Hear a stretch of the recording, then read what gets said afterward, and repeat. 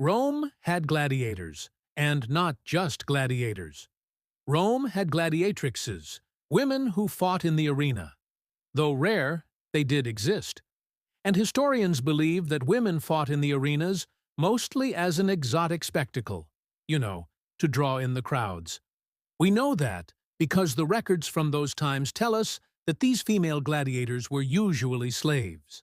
And when they weren't fighting, they were probably someone's property, like a prized bull or a racehorse. But don't get it twisted. These women were warriors first and foremost. The few sources we have on the Roman Gladiatrix paint a pretty clear picture of what their life was like. The inscriptions on their tombs, which include the names of the fighters and the dates of their fights, tell us that some of them fought wild beasts and some fought other gladiators. A small number even fought each other. One of the most famous gladiatrices was a woman named Melonia. She fought in the arena for 3 emperors, Commodus, Septimius Severus, and Julia Maesa. But her career didn't last long.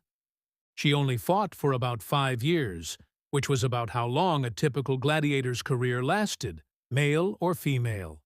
The emperors actually banned women from the Colosseum because they were afraid that the sight of armed women was too much for the Romans to handle.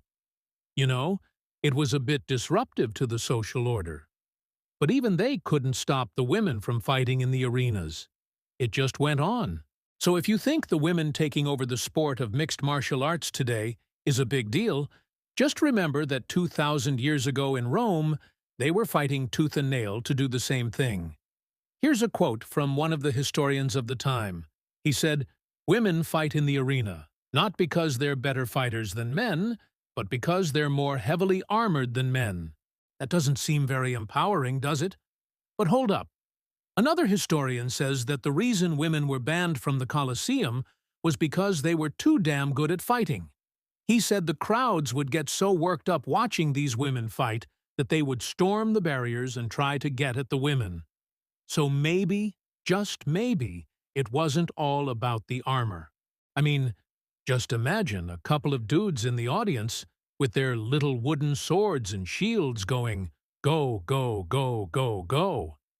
Now, that's a scary thought. So what can we learn from this? Well, that women have been kicking ass in the arena for thousands of years. And that's something worth remembering. I'm the host.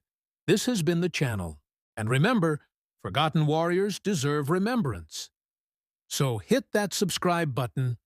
Until next time.